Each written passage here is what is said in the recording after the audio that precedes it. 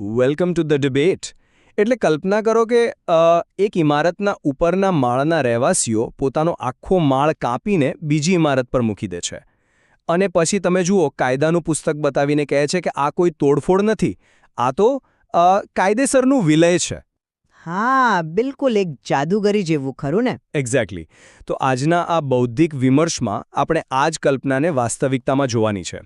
તાજેતરમાં મતલબ રાજકીય વર્તુળોમાં એક મોટો ભૂકંપ આવ્યો છે. આમ આદમી પાર્ટી એટલે કે એએપીના રાજ્યસભાના 10માંથી 7 સાંસદોએ અચાનક પક્ષ છોડીને ભારતીય જનતા પાર્ટીમાં જોડાવાનો નિર્ણય લીધો છે.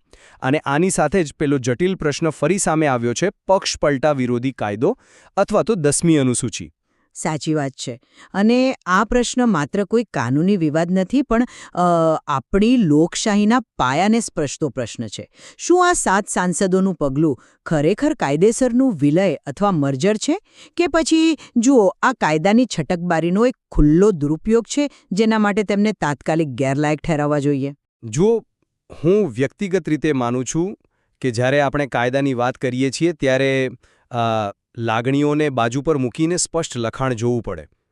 91માં બંધારણીય સુધારા મુજબ 2/3 એટલે કે 2/3 બહુમતી સાથે લેવાયેલો આ નિર્ણય સ્પષ્ટ ગણિત છે. હું અહીંયા દલીલ રજૂ કરી રહ્યો છું કે તે 10મી અનુસૂચિના પેરેગ્રાફ 4 હેઠળ સંપૂર્ણપણે કાયદેસર છે અને તેને બંધારણીય રક્ષણ પ્રાપ્ત છે. અરે પણ હું આ વાત સાથે બિલકુલ સંમત નથી થઈ શકતી, અને હું એ જોઈ રહી છું કે આ માત્ર એક વિધાયક દળ એટલે કે પેલા ચૂંટાયેલા સાંસદોના જૂથનું જ વિભાજન છે. આમાં મૂળ રાજકીય પક્ષનું તો કોઈ વિલય થયું જ નથી ને. એટલે જો આપણે કાયદાના મૂળ ઉદ્દેશ્યને સમજીએ તો આ સ્પષ્ટ રીતે એક જથ્થાબંધ પક્ષપલટો છે, અને આ સાંસદો ગેરલાયક ઠરવા જ જોઈએ. આ જ મારો મૂળભૂત દૃષ્ટિકોણ છે. હા, તમારી વાત સાચી છે કે કાયદાનો એક ઉદ્દેશ્ય હોય છે, પણ આપણે એ સમજવું પડશે કે આ કાયદો કઈ રીતે અને શા માટે અસ્તિત્વમાં આવ્યો. ચાલો આપણે એના ઇતિહાસ પર નજર કરીએ. 1985માં 52મા સુધારા દ્વારા આ કાયદો લાવવામાં આવ્યો અને પછી 2003માં 91મા સુધારાથી સંસદે તેને વધુ કડક બનાવ્યો. પહેલાં શું હતું કે 1/3 સભ્યો અલગ થાય તો તેને વિભાજન ગણાતું. હા, અને તમને યાદ હોય તો એ નિયમનો કેટલો દુરુપયોગ થતો હતો. બિલકુલ. એટલે જ સંસદે એ વિભાજનની જોગવાઈ જ કાઢી નાખી. હવે માત્ર વિલય એટલે કે મર્જરની જોગવાઈ છે, જેમાં ઓછામાં ઓછા 2/3 સભ્યોનું સમર્થન જરૂરી છે. એટલે કાયદો ક્યારે નૈતિકતાના ધૂંધલા ખ્યાલો પર નથી ચાલતો. અહીં ગણિત એકદમ સીધું છે. 10માંથી 7 સાંસદો એટલે કે 70% સભ્યોએ પક્ષ છોડ્યો. 2/3 એટલે 66.6% થાય, જ્યારે અહીં આંકડો 70 છે. એટલે આ સંપૂર્ણ માન્ય પ્રક્રિયા છે. તમારા આંકડાઓ સાચા છે, હું એ નથી નકારતી, પરંતુ તમે કાયદાના ઇતિહાસનો જે સંદર્ભ આપ્યો ને તેને હું જરા વધુ ઊંડાણથી સમજાવવા માંગતી હતી. આ કાયદો લાવવો શા માટે પડ્યો? 1967માં હરિયાણામાં પેલા ગયાલાલ નામના ધારાસભ્યે માત્ર 15 દિવસમાં 3 વખત પક્ષ બદલ્યો હતો. સવારે એક પાર્ટીમાં, બપોરે બીજીમાં અને સાંજે પાછા હતા ત્યાં. હા, પેલું આયારામ ગયારામ વાળું રાજકારણ. એક્ઝેક્ટલી. એ અરાજકતા રોકવા જ કાયદો બન્યો હતો. હવે તમે પેરેગ્રાફ 4 બારીકાઈથી વાંચો. તેમાં માત્ર પેલા 2/3નો આંકડો જ નથી. કાયદામાં 2 શબ્દો વચ્ચે બહુ મોટો તફાવત છે: મૂળ રાજકીય પક્ષ અને વિધાયક દળ.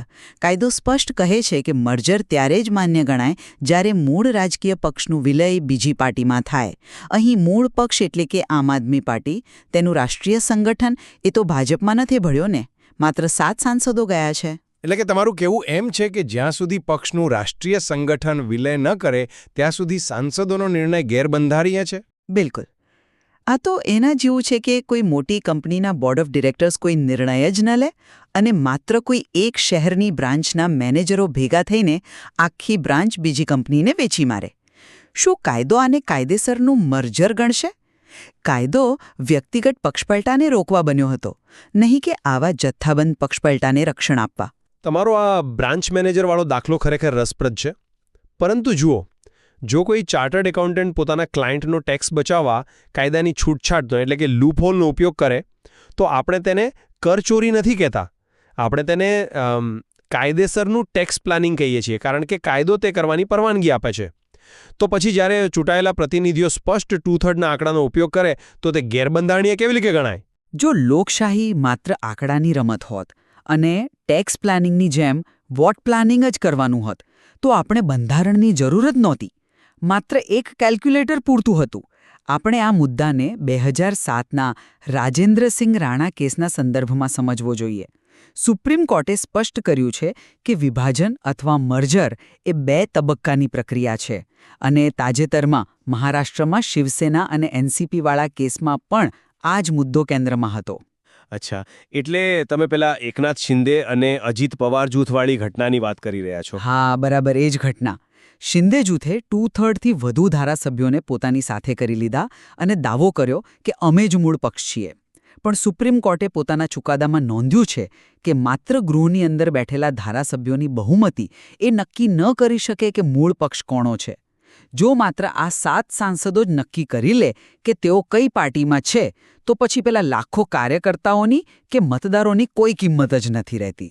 તમારી એ વાત સ્વીકાર્ય છે કે સુપ્રીમ કોર્ટે મૂળ પક્ષ પર ભાર મૂક્યો છે, પરંતુ મારે અહીં તમને એક બહુ જ જટિલ મિકેનિઝમ તરફ લઈ જવા છે. 10મી અનુસૂચિમાં ગેરલાયકાતનો અંતિમ નિર્ણય કોણ લેશે? કાયદામાં સ્પષ્ટ લખાયું છે કે આ સત્તા પીઠાસીન અધિકારી પાસે રહેશે, એટલે કે રાજ્યસભાના સભાપતિ, જે આપણા ઉપરાષ્ટ્રપતિ છે. જ્યારે સભાપતિના ટેબલ પર આ 7 સાંસદોનો પત્ર જાય છે, જેમાં તેઓ પેરેગ્રાફ 4 હેઠળ રક્ષણ માંગે છે, ત્યારે સભાપતિ તેને મર્જર તરીકે સ્વીકારવા માટે કાનૂની રીતે સંપૂર્ણ સ્વતંત્ર છે. અરે પણ આજ તો આખા કાયદાની સૌથી મોટી ત્રુટિ છે. કઈ રીતે? કોર્ટ તેમાં સીધો હસ્તક્ષેપ કરી શકે નહીં એવું બંધારણ કહે છે. એવી જોગવાઈ હતી.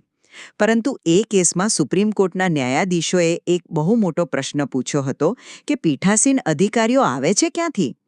તેઓ સામાન્ય રીતે શાસક પક્ષના જ સભ્ય હોય છે ને. તેમની રાજકીય વફાદારીઓ હોય છે. એટલે કોર્ટે એ સ્પષ્ટ કર્યું કે સ્પીકરના નિર્ણયની ન્યાયિક સમીક્ષા એટલે કે જ્યુડિશિયલ રિવ્યૂ થઈ શકે છે.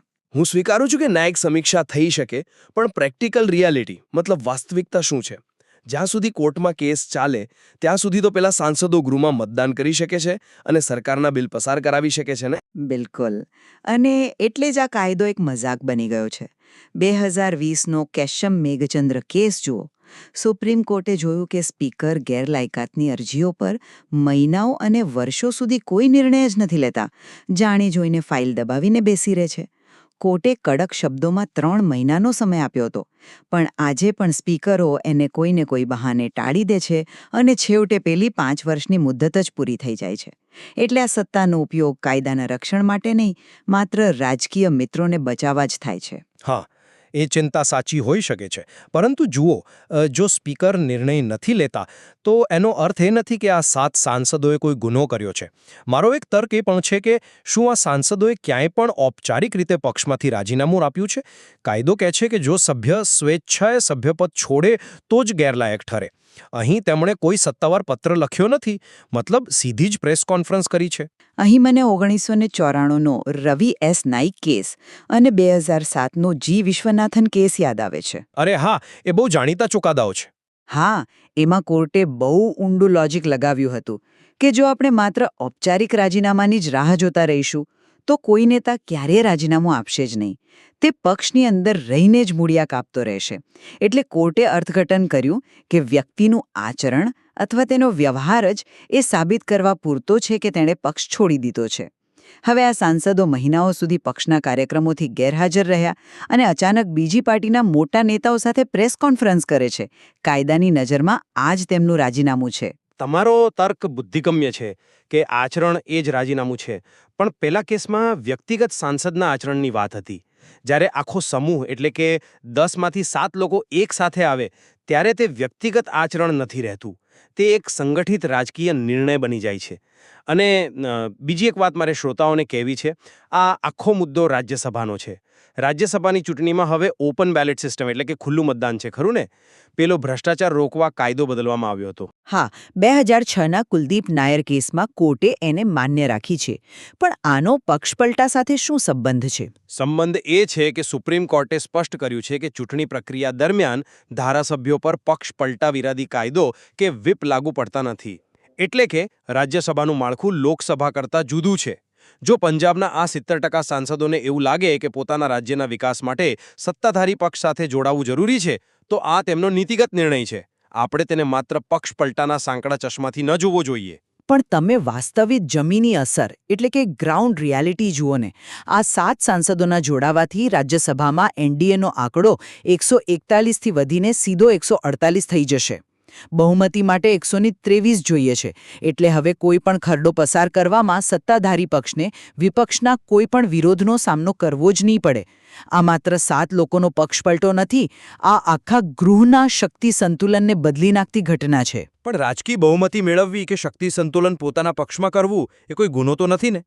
રાજકીય પક્ષો તો સત્તા મેળવવા માટે જ કામ કરે છે. સત્તા મેળવવી ગુનો નથી, પણ સત્તા મેળવવા માટે જે રસ્તાઓ અપનાવવામાં આવે છે તે આપણી લોકશાહીના સ્વાસ્થ્ય માટે ચિંતાનો વિષય છે. જરા વિચારો, 2027માં પંજાબ વિધાનસભાની ચૂંટણીઓ આવી રહી છે અને મારો સૌથી મોટો પ્રશ્ન એ છે કે આપણે ભવિષ્યની પેઢીને શું શીખવી રહ્યા છીએ? પેલા યુપીએસસી અને જીપીએસસીની તૈયારી કરતા યુવાનોને આપણે બંધારણીય નૈતિકતા વિશે ભણાવીએ છીએ. શું આ કાયદો ધારાસભ્યોને ખરીદ વેચાણથી રોકવા બન્યો હતો કે પછી સત્તા પક્ષોને વિપક્ષને સાફ કરવા માટેનું એક હથિયાર આપવા બન્યો હતો? તમારી આ ચિંતા સામાજિક દૃષ્ટિકોણથી એકદમ વ્યાજબી છે. લોકશાહી મૂલ્યોની ચર્ચા હંમેશા સારી જ હોય છે, પરંતુ એક બંધારણીય વિશ્લેષકની દૃષ્ટિએ હું માત્ર કાયદાના લખાણને જોઈશ. ચાલો આપણે આ લાંબી અને રસપ્રદ ચર્ચાના નિષ્કર્ષ તરફ આગળ વધીએ. જો મારે મારા દૃષ્ટિકોણનો સારાંશ આપવો હોય તો હું એટલું જ કહીશ કે 10મી અનુસૂચિમાં જ્યાં સુધી પેરેગ્રાફ 4 અસ્તિત્વમાં છે અને પેલો 2/3 બહુમતીનો નિયમ લાગુ છે ત્યાં સુધી આ પગલું ગણિતની દૃષ્ટિએ સંપૂર્ણ માપદંડ પૂર્ણ કરે છે. કાયદો જેવો કાગળ પર લખાયેલો છે તેવો જ અમલમાં મુકાય છે. જો કાયદામાં છટકબારી છે તો તે પૂરવાનું કામ સંસદનું છે, ન્યાયપાલિકાનું કે સાંસદોનું નહીં. જ્યાં સુધી સંસદ નવો કાયદો ન લાવે ત્યાં સુધી આ સાંસદો કાનૂની રીતે સંપૂર્ણ સુરક્ષિત છે. અને મારા મતે કાયદાનું આ માત્ર યાંત્રિક અને શબ્દશઃ અર્થઘટન છે. 10મી અનુસૂચિનો મુખ્ય હેતુ જ પક્ષપલટાને રોકવાનો હતો. જો એક સાંસદ પક્ષ બદલે તો તે પક્ષપલટું કહેવાય અને 7 સાંસદો ભેગા મળીને જાય તો તે પવિત્ર મર્જર બની જાય. આ તર્ક સામાન્ય બુદ્ધિની વિરુદ્ધ છે. મૂળ રાજકીય પક્ષના વિલય વિના માત્ર વિધાયક દળનું ભેગું થવું એ બંધારણીય છેતરપિંડી છે અને મતદાતાઓના વિશ્વાસનો ભંગ છે. જો આપણે આને માન્ય રાખીશું તો પેલું આયા રામ ગયા રામનું રાજકારણ પાછું આવશે. તમારી વાતમાં રહેલી ચેતવણી સમજવા જેવી છે. આ ચર્ચાના અંતે મને લાગે છે કે આપણે બંને એ બાબત પર તો સહમત રહીશું કે મર્જરની કાનૂની વ્યાખ્યા અને મૂળ પક્ષ વિરુદ્ધ વિધાયક દળના પ્રશ્ન પર હવે સુપ્રીમ કોર્ટનો એક સ્પષ્ટ અને વિસ્તૃત ચુકાદો આવવો અત્યંત જરૂરી છે. બિલકુલ સહમત. જ્યાં સુધી સર્વોચ્ચ અદાલત આ કાયદાનું અને ખાસ કરીને સ્પીકરની ભૂમિકાનું માઇક્રોસ્કોપિક વિશ્લેષણ કરીને સ્પષ્ટ માર્ગદર્શિકા નહીં આપે ત્યાં સુધી આવા કિસ્સાઓ બનતા જ રહેશે. કાયદો જે રક્ષણ માટે બન્યો છે તેનો જ ઉપયોગ તેના ભંગ માટે થતો રહેશે. સાચી વાત. તો આપણે આપણી શરૂઆતની કલ્પના પર પાછા ફરીએ. જો કોઈ ઇમારતનો પાયો જ નબળો પડી જાય તો તેના ઉપરના માળ કાપીને બીજી ઇમારત પર મૂકવાથી કદાચ એન્જિનિયરિંગના ચોપડે એક નવું સરનામું કાયદેસર બની જાય, પણ શું તે ખરેખર સુરક્ષિત ઇમારત કહી શકાય?